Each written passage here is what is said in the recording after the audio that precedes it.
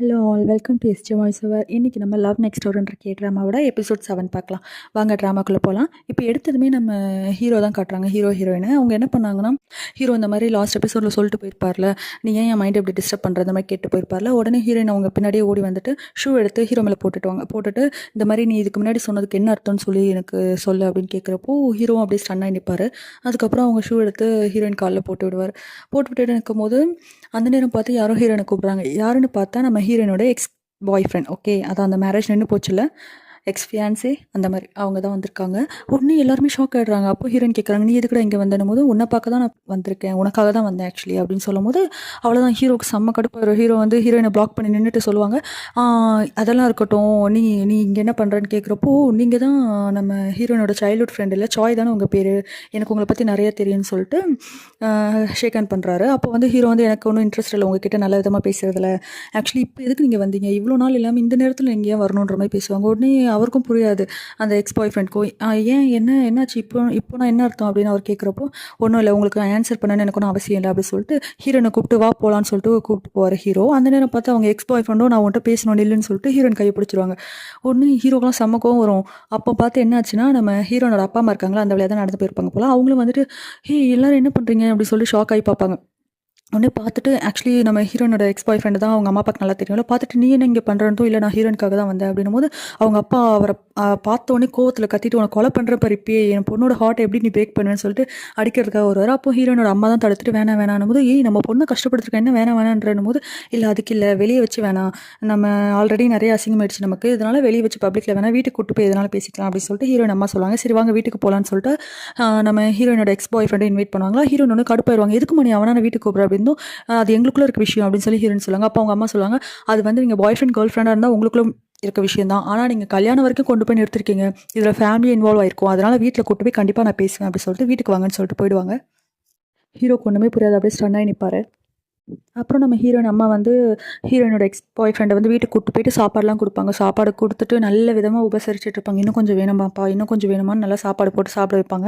இதெல்லாம் பார்த்துட்டு ஹீரோயினுக்கும் புரியாது, ஹீரோயின் தம்பி ஹீரோயின் அப்பா யாருக்கும் புரியாது. என்னதான் ஆச்சு நம்ம அம்மாவுக்கு ஏன் இப்படி நடந்துக்கிறாங்கன்னு ஹீரோயின் தம்பிலாம் கேட்கும்போது எனக்கும் அதான் புரியல அப்படி சொல்லி பேசிட்டு இருப்பாங்க. ஆனால் நம்ம ஹீரோ வந்து இங்கே ஹீரோயின் வீட்டுக்கு வெளியே வந்து நின்றுட்டு குட்டி போட்ட பூனை மாதிரி இங்கேயும் அங்கேயும் நடந்துட்டு இருக்காரு.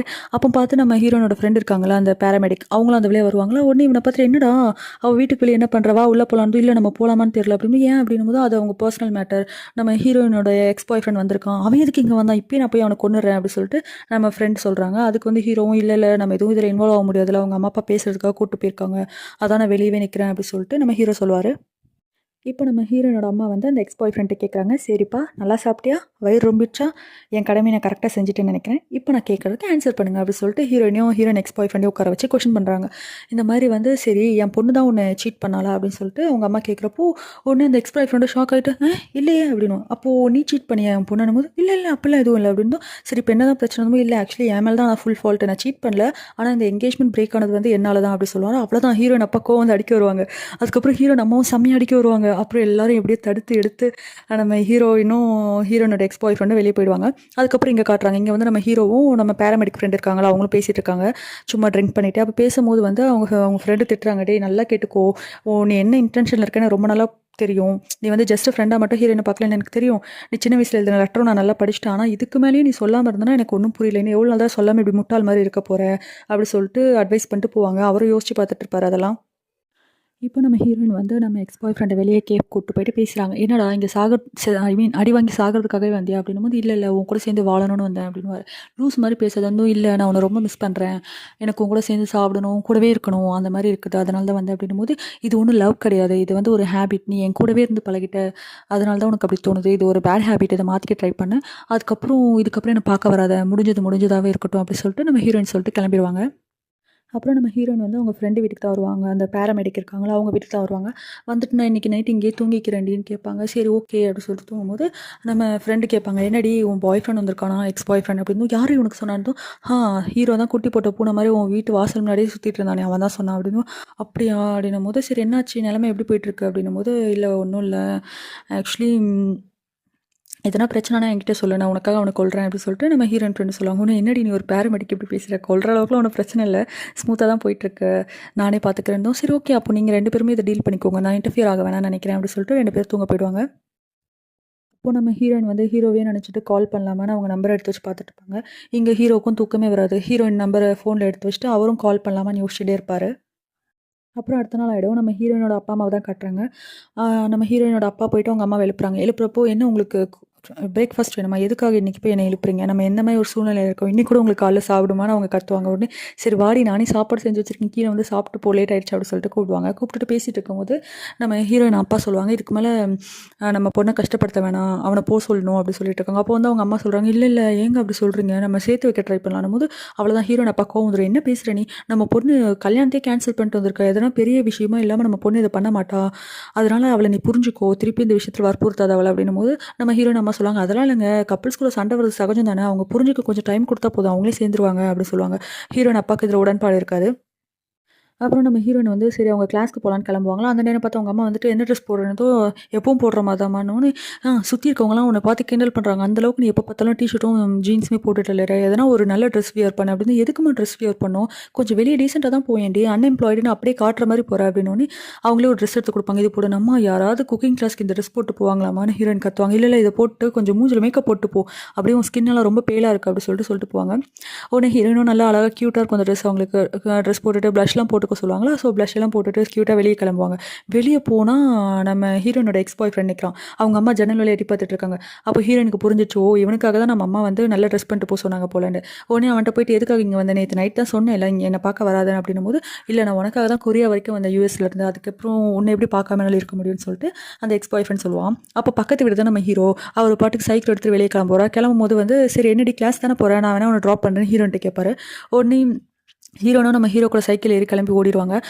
நம்ம ஹீரோ வந்து சைக்கிள் ஓட்டிட்டு போகும்போது, "என்ன இன்னைக்கு ரொம்ப நல்லா ட்ரெஸ் பண்ணிட்டு வந்திருக்கேன், எல்லாம் உன் எக்ஸ் பாய் ஃப்ரெண்ட்காக தான் போலவே" அப்படின்னும் போது, "நான் ஒன்றும் அவனுக்காக ட்ரெஸ் பண்ணல, இது எல்லாம் எங்கள் அம்மாவோட வேலை, அவங்க தான் ட்ரெஸ் பண்ணிட்டு போன்னு சொன்னாங்க, நானும் வெளியே ட்ரெஸ் பண்ணிட்டு வந்து பார்த்தா இவன் நிற்கிறான்" அப்படின்னும் போது, "ஓ அப்படியா, நான் இனிமேல் ஆன்ட்டி கையால் சாப்பிடவே மாட்டேன்" அப்படின்னு சொல்லிட்டு ஹீரோ கோவமாக சொல்லுவார்.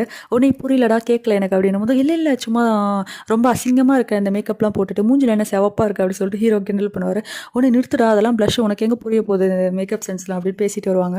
அப்புறம் இந்த மாதிரி டீஸ் பண்ணிட்டு வந்துட்டே இருக்கும்போது வந்து ஹீரோயின் டென்ஷன் ஆகிடுவாங்க. டென்ஷன் ஆகிட்டு, "நிறுத்துடா, நானே போகிறேன்" அப்படின்னும் போது ஹீரோ சடனாக சைக்கிள் ஸ்டாப் பண்ணிடுவார். அவ்வளோதான், ஹீரோயின் ஃபேஸில் இருக்க மேக்கப் எல்லாமே ஹீரோட டிஷர்ட்டில் போய் ஒட்டிக்கும். ஆனால் அவருக்கு தெரியாதா. அப்புறம் இறங்கிட்டு சைக்கிளை தள்ளி போட்டு ஹீரோயின் பாட்டு கோச்சின்னு போவாங்க. இங்கே குக்கிங் கிளாஸில் வந்து ஹீரோயின் வெஜிடபிள்ஸ்லாம் பயங்கர ஹார்ஷாக கட் பண்ணிட்டு இருப்பாங்க. அப்போ அந்த குக்கிங் சொல்லித்தரவங்க வந்து, "என்ன இன்னைக்கு ரொம்ப எனர்ஜியாக இருக்கீங்க போலவே" அப்படின்னும், ஆமாம்" அப்படி சொல்லிட்டு ஹீரோயின் சொல்லுவாங்க.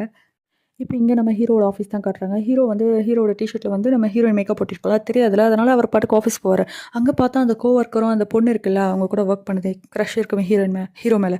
அந்த பொண்ணு பார்த்துட்டு, "ஐயோ, ஒரு டிஷர்ட்டில் எப்படி ஒரு பொண்ணோட ஃபேஸ் இருக்குது, பூச்சி வேறு ஏதோ ஒரு பொண்ணு க்ளோஸாக இருக்குது, எனக்கு செம்ம கடுப்பாக இருக்குது, இது ஷேட் நம்பர் 21 தானே, இது என்ன பொண்ணாக இருக்கும்" அப்படி சொல்லிட்டு அந்த பொண்ணு வந்து யோசிக்குது.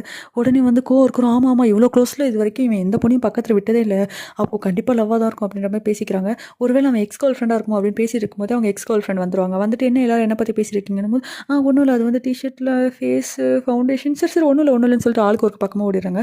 அதுக்கப்புறம் அவங்களும் மேலே போயிட்டு நம்ம ஹீரோ கிட்ட அவங்க ஒர்க் ரிலேட்டடாக பேசிகிட்டு இருக்காங்க. இங்கே நம்ம ரிப்போர்ட்டர் தான் காட்டுறாங்க. நம்ம ரிப்போர்ட்டருக்கு வந்து அவங்க குழந்தைய ஸ்கூல்லேருந்து கூப்பிட்டு வரதுக்காக போயிருக்காங்க. அப்போ அந்த குழந்தை கேட்குது, "என்னப்பா ஒர்க்லேருந்து பாதியிலே வந்திருக்கீங்கன்னு?" "இல்லைம்மா, ஒன்றும் கூப்பிட்றதுக்காக தான் ஆஃப் எடுத்துகிட்டு வந்தேன்" அப்படின்னும் போது, "ஏன்ப்பா இப்படி பண்ணுறீங்க, நீங்கள் இந்த மாதிரி பிஹேவ் பண்ணால் உங்களை வேலையை விட்டு தூக்கிடுவாங்கன்னு போது", என்னை வந்து என் குழந்தைய பிக்கப் பண்ண விடலாம், எனக்கு வேலையே வேணாம், நான் தூக்கி போட்டு வந்துடுவேன்" அப்படின்னு அவர் சொல்லுவார். நீங்கள் இந்த மாதிரி பண்ணாதீங்கப்பா, எல்லோரும் என்னை பார்த்து என்ன நினைப்பாங்க, சொல்கிறத ஒழுங்காக கேளுங்க, நான் வந்து காலேஜ் போகிற வரைக்குமாவது ஒழுங்காக ஒர்க் பாருங்கள், அதுக்கப்புறம் வேணால் குவிட் பண்ணுங்கள், ஓகேவா அப்படி சொல்லிட்டு ஆர்டர் போட்டு அந்த பொண்ணு கோச்சிட்டு போகும் க்யூட்டாக.